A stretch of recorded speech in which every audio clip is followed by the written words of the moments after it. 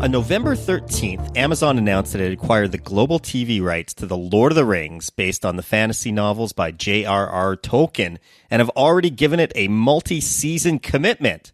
From their press release, The Lord of the Rings is a cultural phenomenon that's captured the imagination of a generation of fans through literature and the big screen.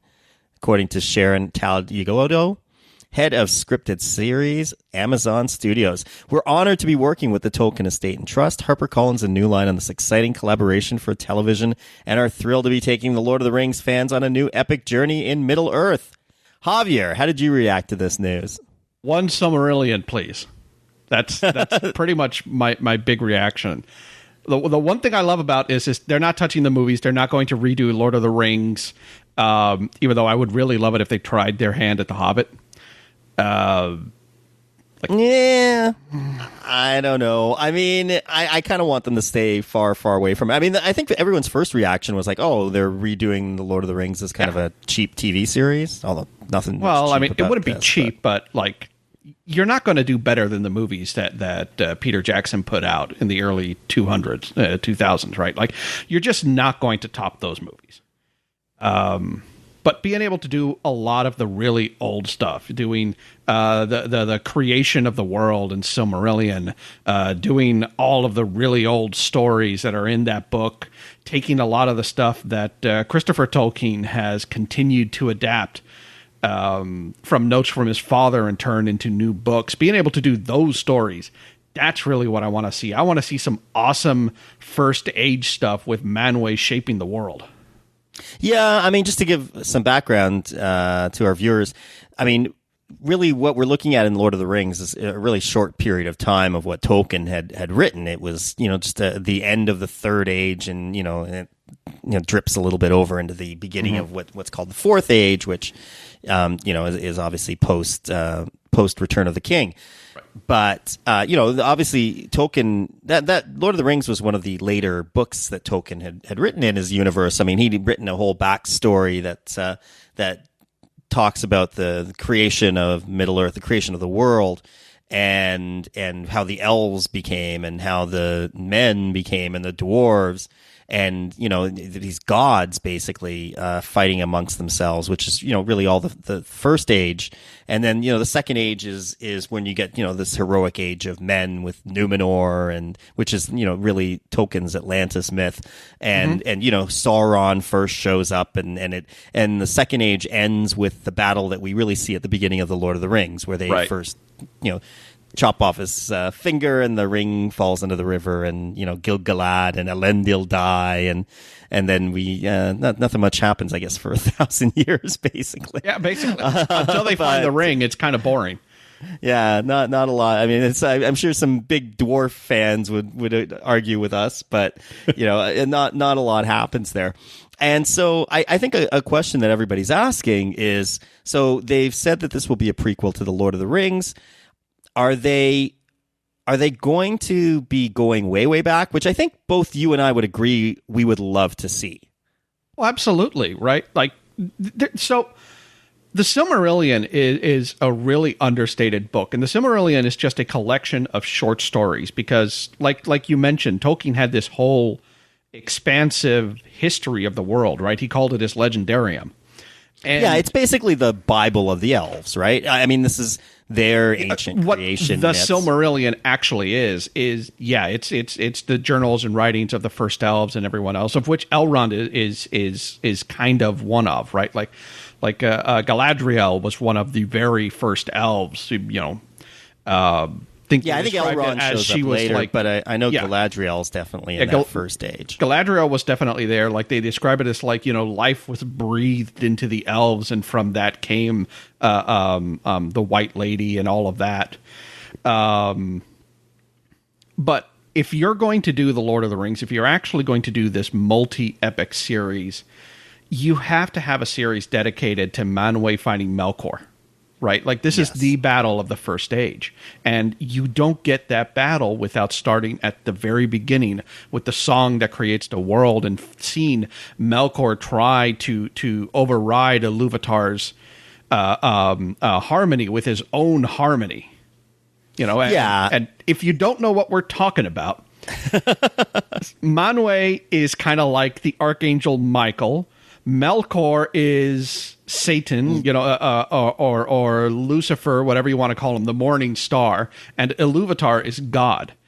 And Tolkien very much created a lot of Christian, not allegory, because he hated that word, but Christian parallels into the creation, right? So when we talk about Manwë versus Melkor and them fighting and all of this going on, we're essentially talking about angels and demons fighting. Yeah, and I mean, I think it's, I think Melkor is very much an allegory for Lucifer, because I think the elves then call him later Morgoth, right? Right. That's they change his name, sort of like how Lucifer becomes Satan, and it's interesting because in the movie there's a great scene in Rivendell where I believe it's the room where they've got the sword that was broken, and in the back you actually see these paintings, and the paintings are of scenes from the Silmarillion. So it's like the elves. It'd be like us having a picture of the Last Supper in your house, kind of thing, yes. Or or Moses parting the sea, or Eden, or something like that. So I mean, it's wonderful what Peter Jackson was able to do in terms of detail on that, and I think what's really great about the First Age is it's not just this creation myth. I mean, there's a lot of story that goes into the first elves, and this idea that it wasn't just they weren't just these purely good creatures. And I don't want to get too into it in case they do actually do this story, because it would spoil a lot of stuff. But the Amazon paid $250 million for these rights. So this is before not a single sausage roll has been cooked for craft services. Right. Not a single location has been scouted. This is not production money. This is, can we start production? This is seed money, right? Exactly. And $250 million, that's like a good 2 seasons of Game of Thrones. Right, all the money in. So that's including what they paid George R. R. Martin and Kit Harington and the gang. So that's a lot of money to be down kind of right from the get go. But I mean, Jeff Bezos, this was his mandate, right? I mean, after all the mess with Roy Price. Roy Price was in on this original announcement in terms of their change of direction. Right, yeah. But, obviously they're in a bit of turmoil right now. But, I mean, Jeff Bezos has basically figured out that you can have all the great quality shows you want, but you need a couple of big tentpole shows to move the needle, as they said. And Amazon's challenge has always been that despite, having some great shows, I mean, both you and I loved Patriot. Oh, yes. We both loved Comrade Detective. Like, these are these wonderful, quirky little shows, but they've never been able to capture the imagination of the viewing public like Netflix has been able to do, or HBO has been able to do with Game of Thrones. And I mean, even Hulu gets all these Emmys, right, for The Handmaid's Tale. And so Amazon, despite all their resources, has always lagged behind, if not in quality, but in terms of the public imagination. And now they've just decided to go all in with Tolkien. And I think the First Age would be fantastic. I think there's so much there. You've got your giant spiders, you've got your dragons, you've got you can start telling the stories about like how the first humans came about. It gives you a lot to talk about. Yeah. But we won't see. I don't think they're going to do it though. Like the unfortunate thing is we don't see hobbits. They don't really appear until the Second Age. But you know what? That helps from a TV perspective, though. I don't think you want a lot of hobbits or dwarves, because then you have to start messing around with the perspective and right. It's just additional costs. Because here it's pretty much all elves, right? Like a lot of the what the elves called the lesser races, right? Dwarves, hobbits, and men didn't really appear until towards the end of the First Age, beginning of the Second Age. So we're really just going to be dealing with elves. We're going to be dealing with the Maiar, which are the 5 wizards, of which Sauron and Gandalf are 2 of them. Maybe we'll get to see the other 2 wizards that have been named and never really seen or heard from. Well, I don't think so, because they came out. I think they don't even show up until the Third Age, right? Like the wizards are sent in much, much later. Well, like no. I think no. I mean, they are Maiar, but Gandalf. They don't really send Sauron, and we're really geeking out now. Yeah, but they don't really they send might be towards Gandalf the and end of the Saruman second age until or so. Yeah, I think yeah. you're right. It's sort of to investigate, Sauron coming back. I believe it's definitely second or third age, as far as I know. And Right. but and if you're wondering what Sauron's role in all of this, Sauron was Melkor's chief lieutenant, right? So Sauron wasn't even one of the original Einar, right? That Manwë and Melkor are.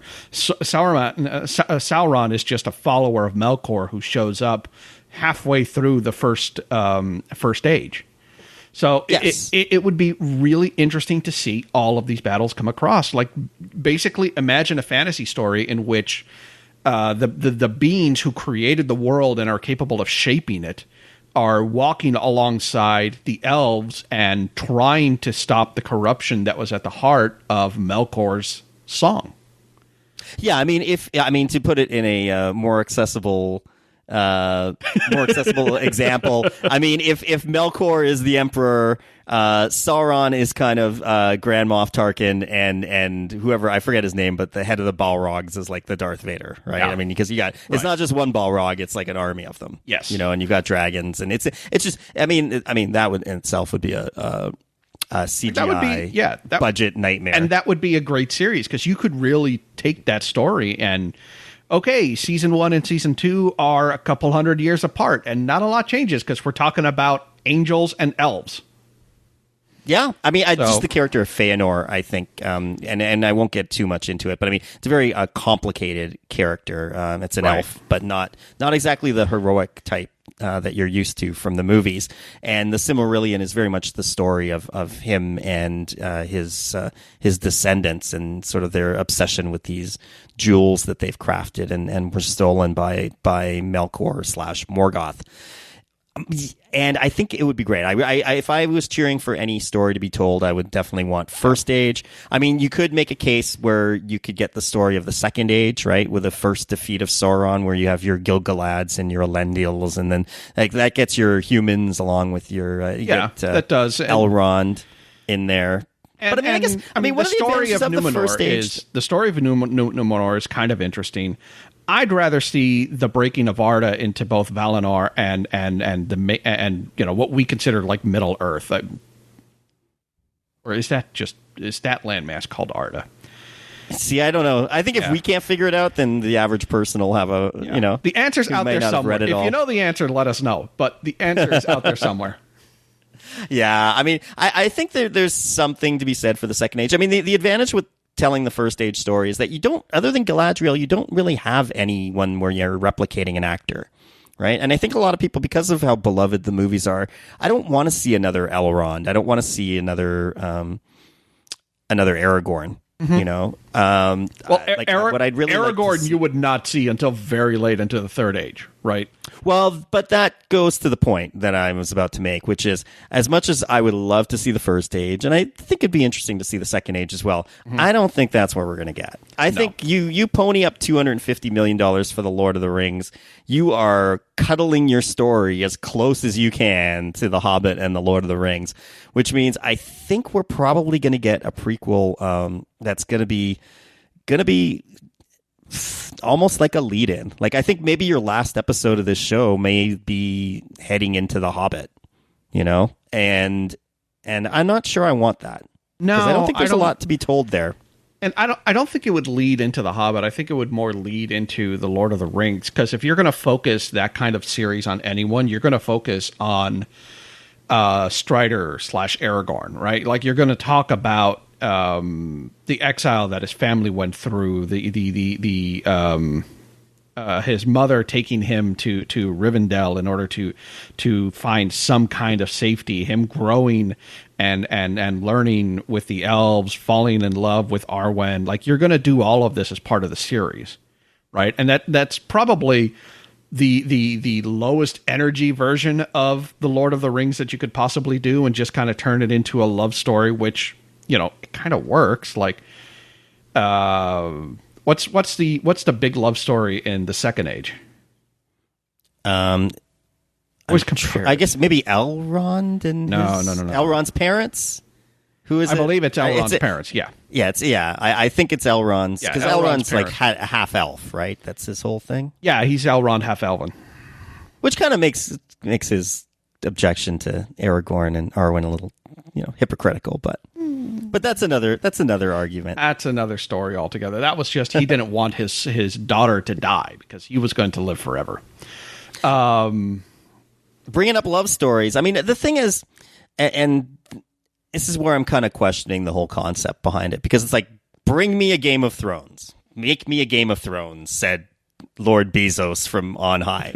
and I think this is almost a little too close to a little too close for comfort in terms of that, because I think when you want a Game of Thrones, I mean, Game of Thrones was unique because no one had really done fantasy on TV.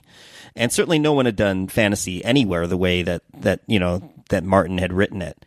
And to just sort of do another fantasy series and expect it to have the same type of effect, I don't know. It's almost like instead of just saying like, produce this, culture shattering, water cooler show that's like, that it has the same effect of Game of Thrones. It's more like, let's find something that's as close to Game of Thrones as we can do it and replicate that. And I think there's a flaw in here, just because it's instead of just creating great art, it's more, we are aiming to find this point and we are just going to figure out how to get there.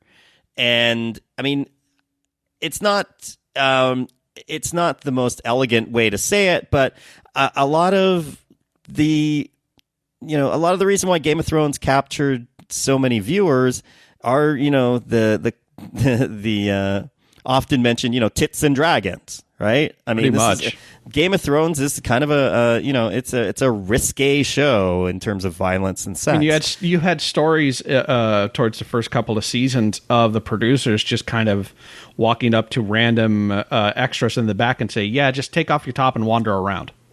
Yeah, so and I don't.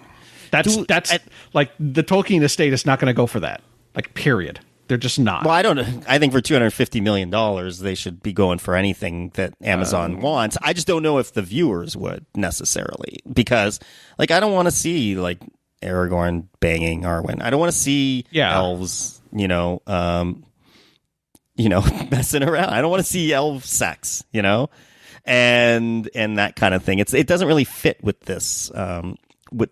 With this sort of high fantasy, I mean, Lord of the Rings it's the template for fantasy, really, right? I mean, this is what everything else from Dungeons and Dragons to today's video games has been based around. Right, right. And it would kind of be unfortunate to lose that. The couple I was thinking of before was Beren and Luthien. Oh, yes. And if you do Beren and Luthien, I could really see that being an exciting series, too. Yeah, do you want Beren and Luthien, like, in a threesome in a bordello, because that's what it would happen. I don't remember that part of the story, like them hooking up with Galadriel. I don't know. It would be really unfortunate if they went that same route and decided to adult it up for no reason. I hope that it's something that the Tolkien estate is very much just going to put the hammer down on that. Right, Christopher is very, very protective of his father's legacy, and I don't think he'd want to see it tainted that way. Whereas with Game of Thrones, that is the world, that is the fantasy, that's a whole part of it, and it's something that they have come under fire for repeatedly. Right, the treatment of the female actors on set is something that we've seen a lot of complaints about. So, by just kind of the actors or the characters, I mean, actors and the characters. No, the actors and the characters. There was a lot of there were a lot of people kind of saying it's like, you're asking all of these women to basically get undressed, but you've never asked one of the guys for like full frontal or anything like that. We saw Theon was swinging himself around there for a bit. I mean, but I mean, I think Game of Thrones is very much like it's sort of, but yeah, that's very the much world. its own thing, right? Yeah, that's it's very the world. much its own world. That's part of it. That's the I don't want to say that's the attraction of it, but that's the kind of grit that Game of that's Thrones. the attraction of it. Well, that's a big part of the attraction. I said I don't want to say that's the attraction to it, but for a lot of people, it is. I guess is what I'm saying, right? Yeah. I mean, Game of Thrones was fantasy for people that didn't like fantasy, right? Especially the first absolutely. season, before Absolutely. we start getting dragons and things like that. It was like a lot of political intrigue, a lot of very adult themes, and now like a Lord of the Rings series. You can go either way, right? You can try and Game of Thrones it up, which I think feels kind of gross. I think you'd agree with me on that. It feels a little dirty. Or you can keep it, as high fantasy, but then what are you doing then? Like, we're just sort of, it feels almost like going backwards, right? Like, a lot of the appeal of Game of Thrones is that it's subverting Lord of the Rings. So to just come out with the Lord of the Rings story, I don't know. Like, I don't know if I want to revisit the stuff, especially, right before, where the characters find themselves in the movies. That's why I mean, I do like the whole idea of the First Age, because there's a lot of nasty stuff, like genocidal, nasty stuff that happens in the First Age. And a lot of it comes, even as a reader, very surprising, right? Yes. Because you're used to these characters. You're not used to like bad elves, right? Bad elf. I think that was a Doctor Who episode. I believe you might be right. Any other thoughts on this? I just really, really hope that they do it right. I'm going to be more interested to hear what kind of shows they're pitching and the budgets are thrown around. But if they're willing to put $250 million on the table, I'm hoping that comes with a little bit of spending money and just go to Weta, buy all the stuff they made before, use that, and you're good. Yeah, I mean, the budget alone, I mean, it's to match the aesthetics of the movies, which is what people are going to be looking for, because they're going to point out every little thing that's cheaper. Which Game of Thrones accomplishes, right? Like, a season of Game of Thrones is somewhere between $15 and $25 million, and you see every dollar of it on screen. It looks amazing. Now it does. I think in the first couple seasons, they had to hold back a little bit. But I mean, in the first couple, this show's already coming in with a lot of Amazon money behind it. Yeah. I mean, I'll tell you though, I did actually. They had a Lord of the Rings. I'll be right up front. I was like one of these people that was so hyped for the movies when they came out. Like, I was reading the OneRing.net every day for new photos from the set. I went to go see the midnight release of a 3-hour movie. I did too, and I still remember my friend bringing his newly married wife there with him, and or woman. By the end of the movie, she's like, "This movie never ends. When will this ever end?" Meanwhile, I was like, "Shut up! I've been waiting for this." But I mean, one of the things, I did get to see they had a traveling exhibit of all the props and things like that, and I remember looking at it up close and just being amazed, because this had like elvish writing that you would never see on the screen, like just the amount of detail that they had on these clothes and these weapons. It was just it was remarkable, and it's gonna be a heavy lift for them to be able to capture that aesthetic, in the. And the music, things like the music, like what are you going to bring back Howard Shore as, I mean, I think he would agree. I think he would agree to it, because that's pretty much all he's really doing. Like, he's had a couple of things that he's done since, but the one thing Howard Shore has been doing for the last 5-6 years at least is tours, playing the Lord of the Rings music. Toronto's Howard Shore. I didn't realize he was from my hometown. Oh yeah, he's a local to you. I'll go ask him. I'll go down the street. And the best part is that if you listen to the stuff Howard Shore was doing before Lord of the Rings, you have no idea how this guy pulled this stuff. Like, none whatsoever. This was a guy playing into electronica and trying to get technical sounding music. Then all of a sudden he comes out with this incredible John Williams impression, and it just works. So yeah, the music, especially, just, you got to pay attention to the songs. The songs are so important to what Tolkien was writing, and I'm hoping Amazon does it right. Yeah. Well, I'm sure this will be something we'll be talking a lot about, and I'm very excited for Lisa and Kate, who do our Organized Prime podcast. I'm very jealous of Lisa and Amazon Kate. Originals.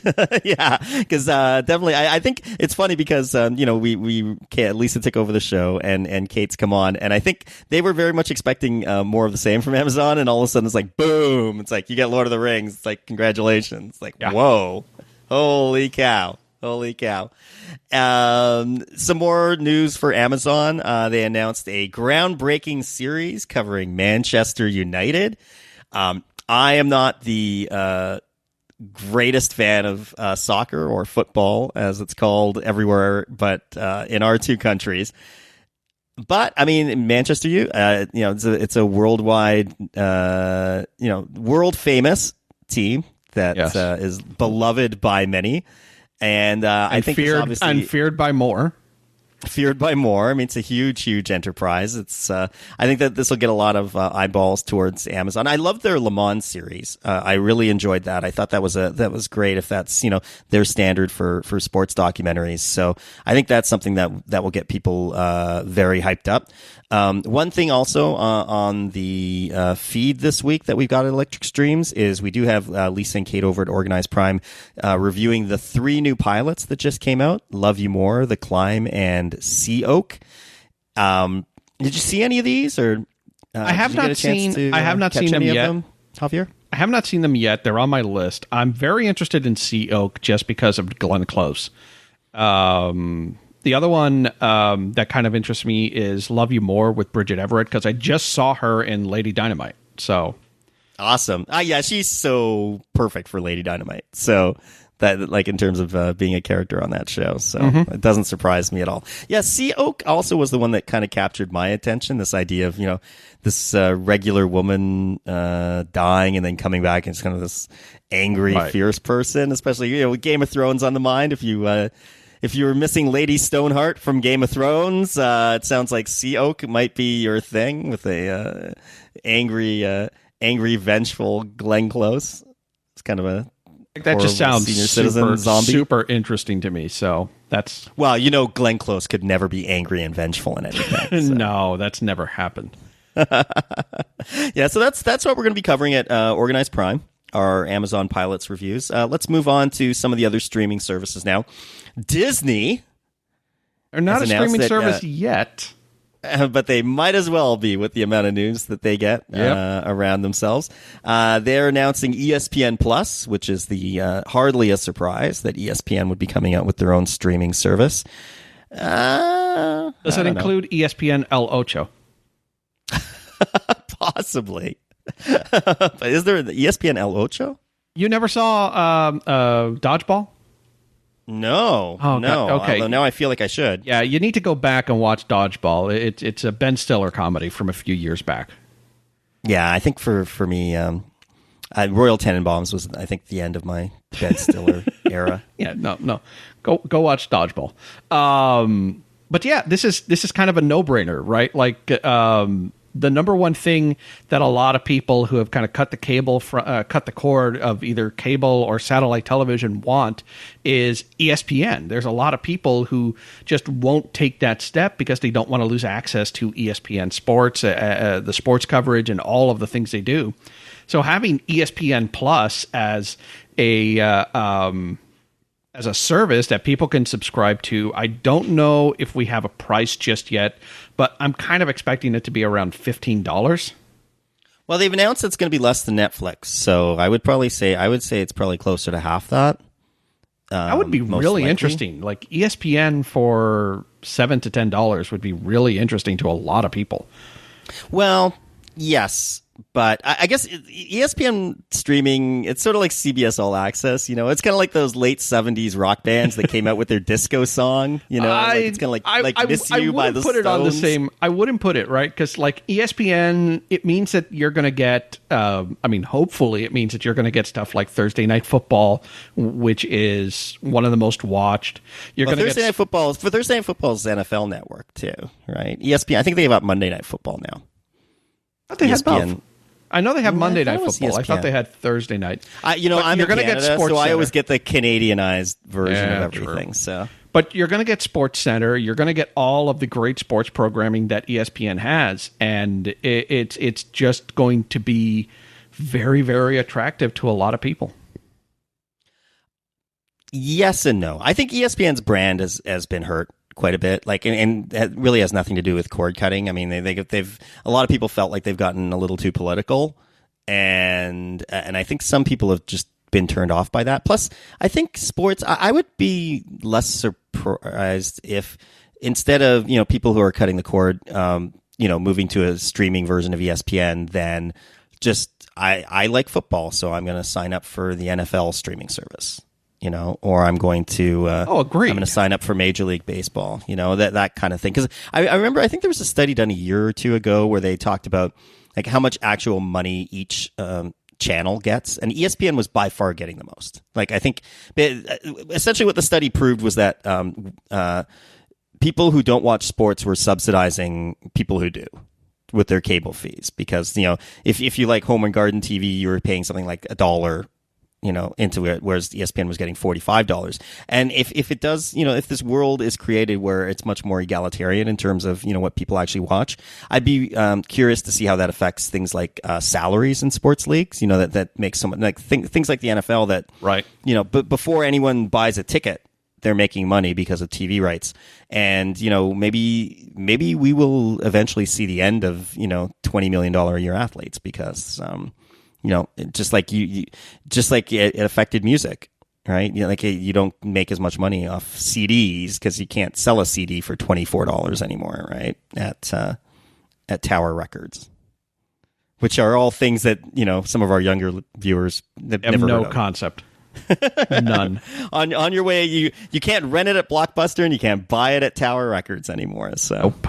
There's no FYEs anymore. Speaking of Disney streaming, will be significantly cheaper than Netflix. They've announced, right? So which I guess makes sense. This is right? Disney's standalone streaming service, which is apparently going to include all of the major properties they have, like Marvel and Star Wars, and all of that. The Disney cartoons, live action stuff, like all of it is just going to fall under this Disney umbrella.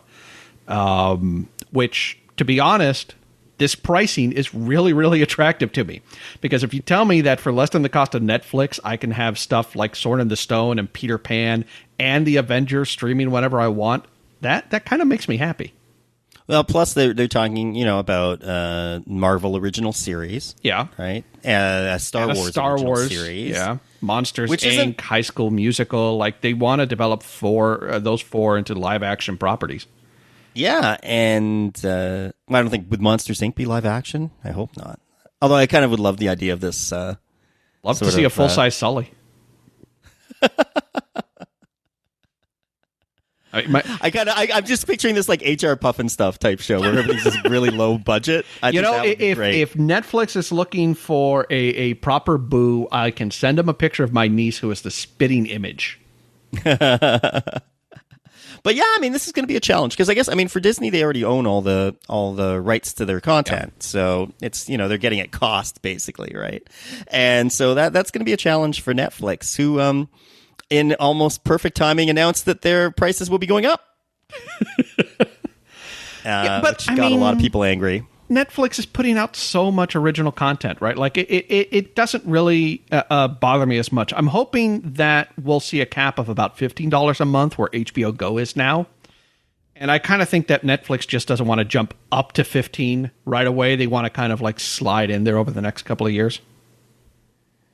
Yeah. It's hard to fault them really because there's so much good content and they are spending a lot. And I like the idea that even if Disney shows up and because it's going to be, it feels a little rough losing all these Netflix Marvel series. Like it really, which it's tough watching them now, right? Especially with Punisher coming out. Yeah, Punisher's coming out this weekend.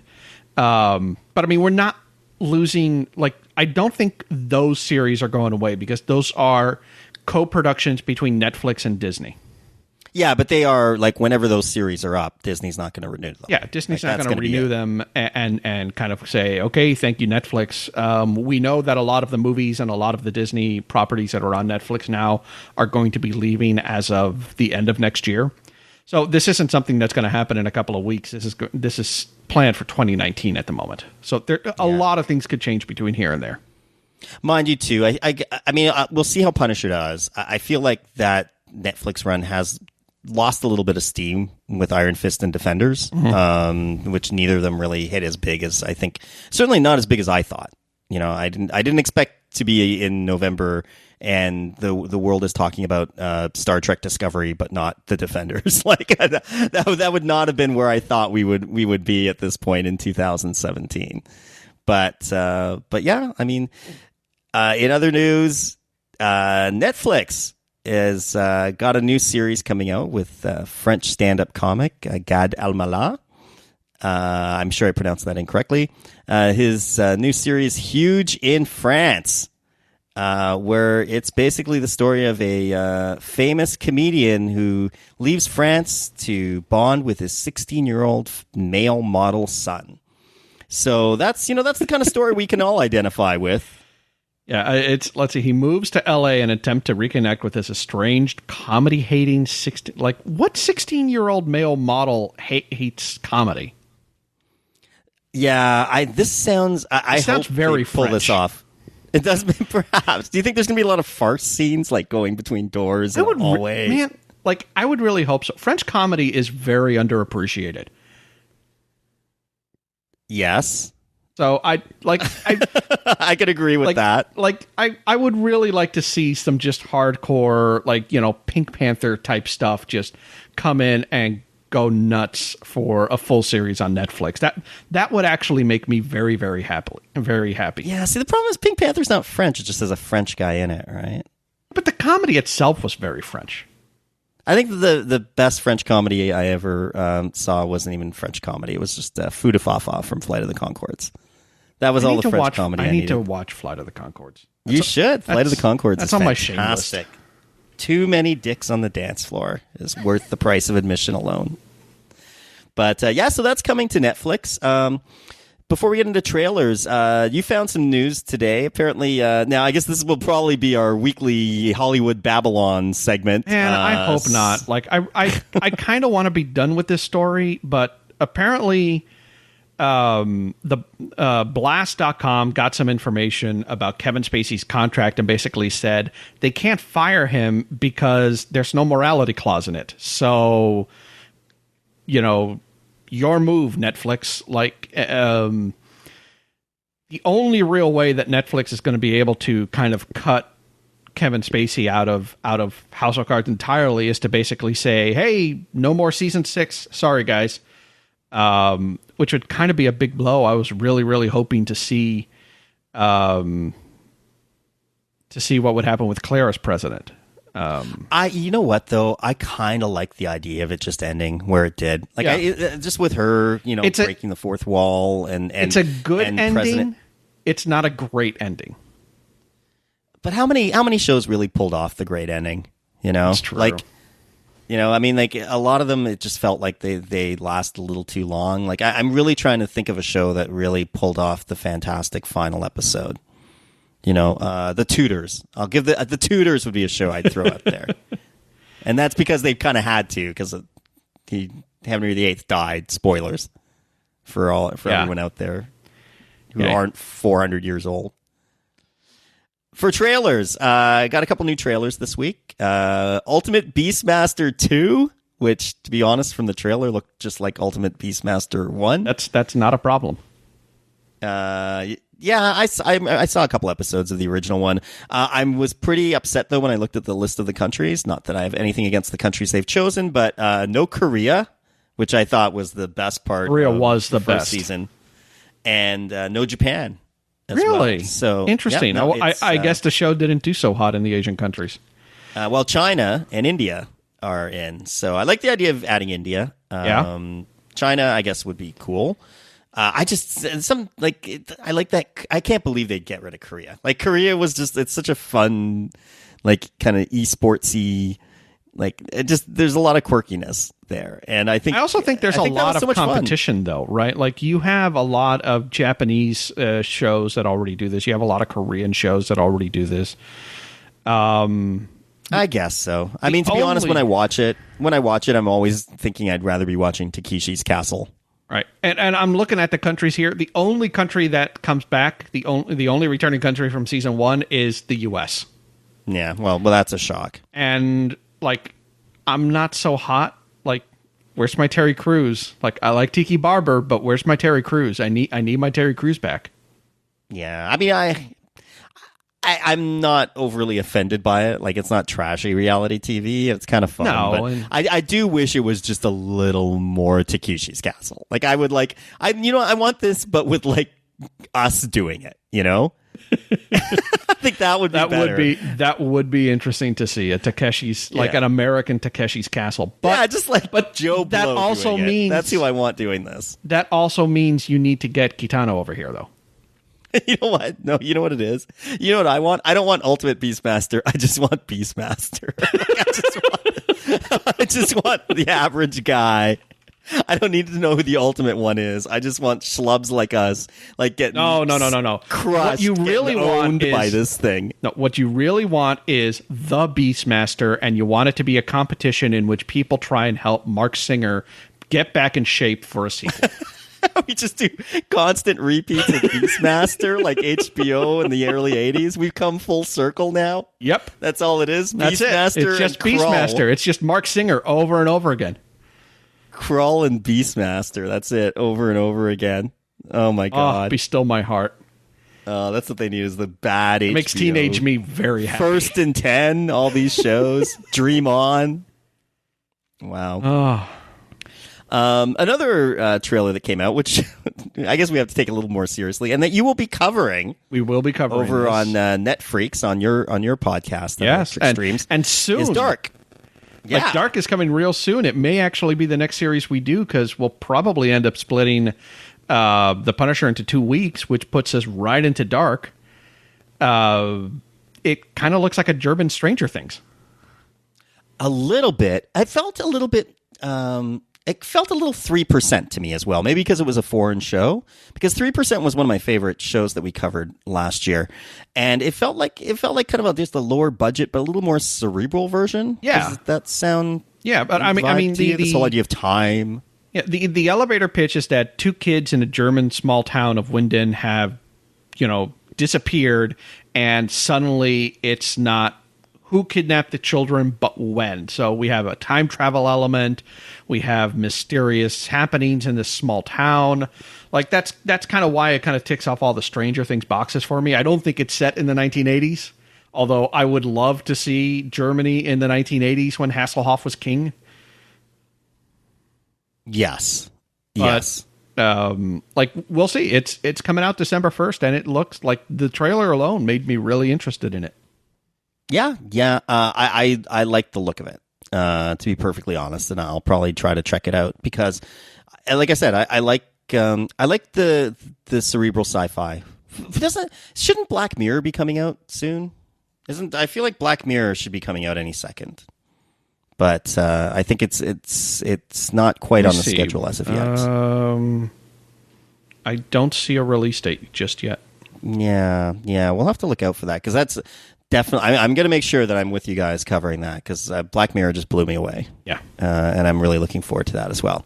But we're not quite there yet. You guys are going to be reviewing Lady Dynamite season 2 this week. We just did. We wrapped that up on Monday. It should actually be out in your feeds already if you subscribe to our podcast feed. So it's out there. It's waiting for you. And I didn't see season 1. I know you covered season 1.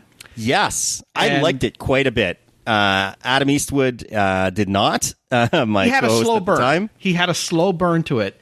I had the same thing. Like the first episode I'm watching, I'm going, okay, this is kind of weird. It's kind of wacky. Let's see where it goes. By the third episode, I was very much into it. I'm a fan of just absolutely whacked out humor. I love it. And the fact that this was that kind of gonzo humor, but with a very important heart at the center of it, won me over. I believe it was a hit with our people, but go see what we said about it. Yeah, Lady Dynamite. If you want something just out there and different, that's the kind of stuff that I think even in a world where Disney's got all the big action stuff on their streaming service, I think there's still a role with that, especially if Amazon, like they say, is kind of moving away from it. I think there's a lot of opportunity for Hulu and Netflix to get that kind of entertainment. And of course, next week you will be covering The Punisher, as you mentioned. I am very much looking forward to that. Yeah. Again, a little bittersweet, just because it's like, I know, in 5 years from now there won't be like Punisher season 5. You never know. You never know, right? Like I do not think so. There's no way Disney's going to be letting that stuff out of their sight. But I mean, listen, if anybody can pull off a coup, it's Disney. Lord knows they have plenty of money. Well, let's hope that Disney comes to their senses as much as Sony, and I never thought I'd say that sentence. Yeah, that's a strange sentence.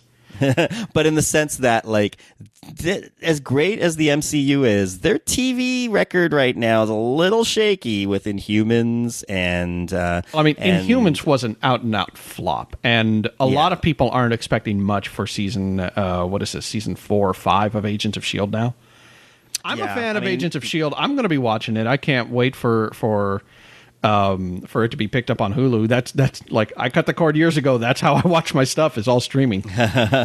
Well, Runaways, we're going to see how Runaways does. Another show we're going to be covering every episode of on Electric Streams, and we'll see how that goes, because I think that's going to be an important next step for them, because really DC, that's the one area where DC's kicking their butt, is the TV coverage right now. Well, that's because of Berlanti, like literally only because of one dude. So yeah. But hey, I mean, that's all you need. Like, exactly. Look at Feige, right? Yeah, the right showrunner makes a whole difference. Moving on to HBO. HBO will be developing a banking drama, History, which is basically going to be the story of, younger banking professionals post-crash, it looks like. Will be either great or incredibly boring, I'm guessing, Javier? I can't imagine it's going to be very exciting. Just banking alone kind of makes me snooze a bit. But I'm thinking of like The Wolf of Wall Street, which was a huge movie when it came out. That's 80s banking, though, right? Like 80s finance, 90s finance. Yeah, it's stick-swinging finance. But also, it's like the emphasis was not on the finance part of it. The emphasis was on dear God, these people are insane and they have billions upon billions of dollars, right? Like, it's very much a black comedy. The other one I can think of is The Big Short, which was a much more serious movie talking about the subprime mortgage housing crisis that we had here in the U.S. But again, that was because it was fresh in people's mind that made it exciting. I'm going to be kind of side-eyeing this project from HBO. I'm guessing they just kind of need something a little on the cheaper side. But then again, it's a $250 million agreement. Like, okay. That's Lord of the Rings money. Yeah, that's not an agreement, though, right? Tolkien money. That's how much they're budgeting, right, for the show? Yeah, that's just it, right? Like, that's $250 million over multiple years of a co-production financing deal that they have between Sky and HBO. Yeah. We'll see. I mean, to be honest, if you'd had told me 10 years ago that they'd be coming out with a show about advertising in the 60s, I probably would have said, hey, that sounds really boring too, right? And we know how that turned out. So, and I mean, right now, like the company that they're using for production is Bad Wolf, which had a massive hit with The Night Of. Currently working on Philip Pullman's His Dark Materials. I think they have a Chernobyl series coming out that's under production. So it's just kind of going to be really interesting, all the stuff they do. Yep, for sure.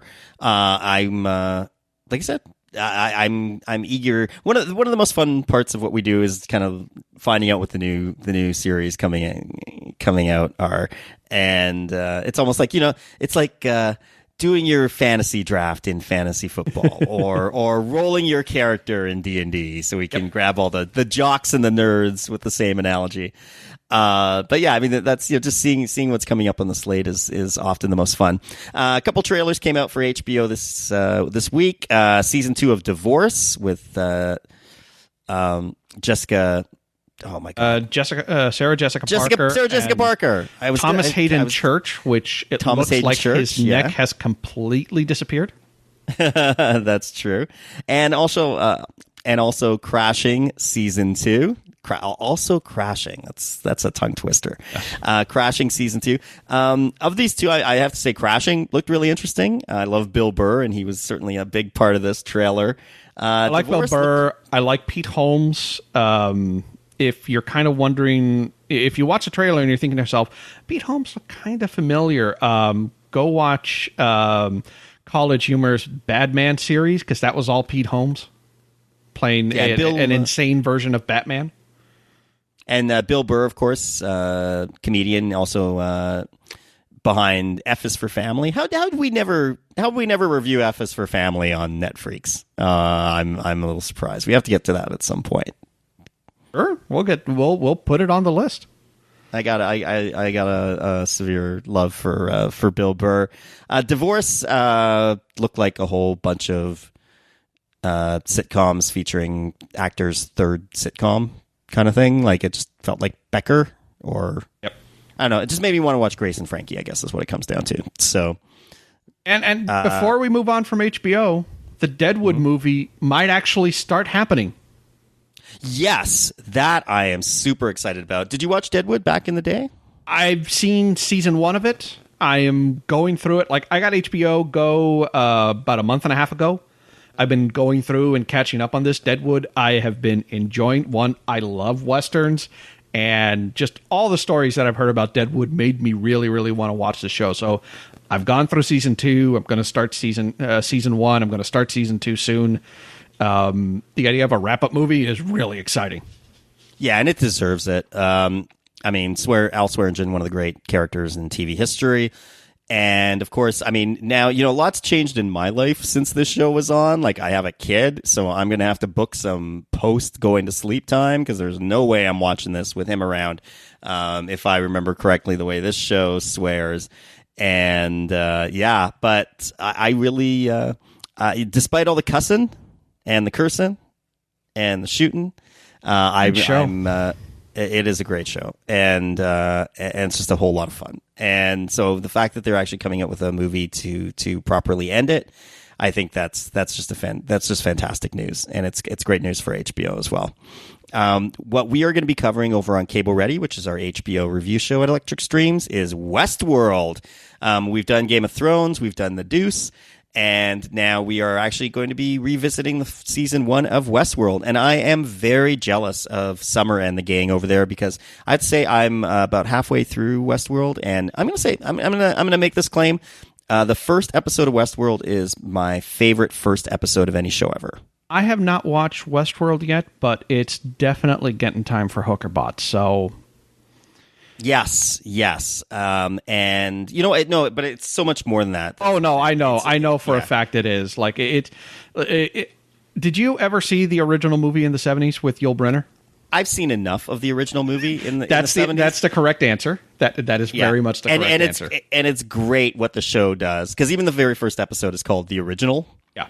And it makes sense for the show, but it also is a little, meta joke, in regards to Westworld itself. Mm-hmm. And the series is just a great subversion of the idea of the original. And I can't say too much because it might ruin it for people. But if you haven't seen it, absolutely do go see it. We are going to be doing a 10-part review of each and every episode, and I'm very excited to be part of this network that actually is going to be able to cover it. So go watch Westworld and then listen to us talk about Westworld. And again, going back to what I said earlier, I think that's the way you make the next Game of Thrones. It's not that you try to make sure there's dragons and swords. I think it's you just pick something and make it something that people will talk about and really enjoy. We're going to wrap up with Hulu, the Hulu news. Hitman. Hitman's going to have a drama TV series coming out. I have not played the game, did not see the movies. Well, not watching the movies. Starred, the guy from Deadwood was in it, right? Yes. Timothy Olyphant? Yes, Timothy Olyphant starred in one of the movies. They made another movie that was out, I want to say a year ago maybe at this point, that pretty much premiered in theaters Friday evening and was pulled by Sunday morning because no one cared. The movies have been... atrocious. At least I didn't say it was Timothy Oliphant from Santa Clarita Diet. I did mention that he's from Deadwood. So correct. That would be the proper.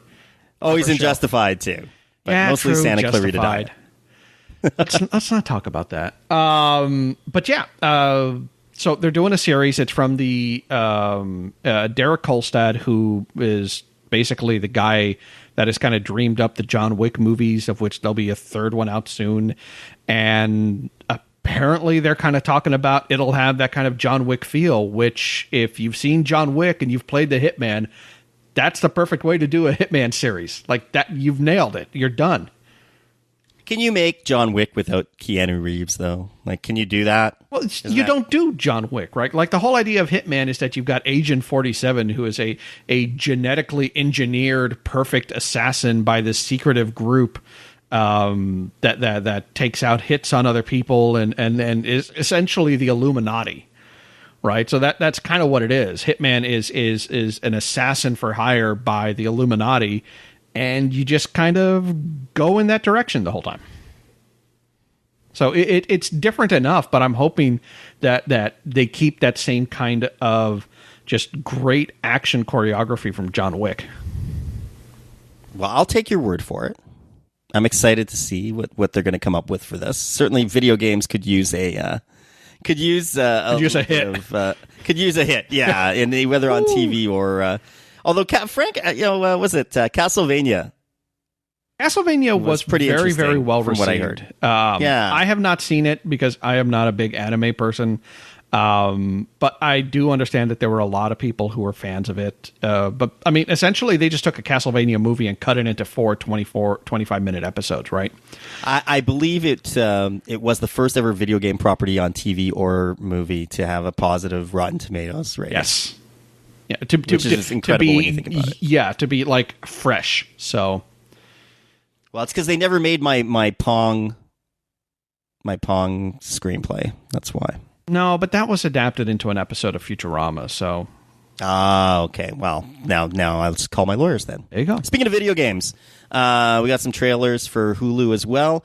Some kind of eSports trailer I caught. Them pumping up all their eSports show. They're kind of the only streaming service that's really gotten behind this, really, right? So you had TBS, who had Counter-Strike, I believe, as a weekly series leading up to a big competition. I'm not 100% sure if that ever materialized. I know it was announced, but I don't have TBS, and like I've never been all that big into esports. I understand the draw of it, but we're basically talking about the ESL creating 4 limited series from all of their competitions.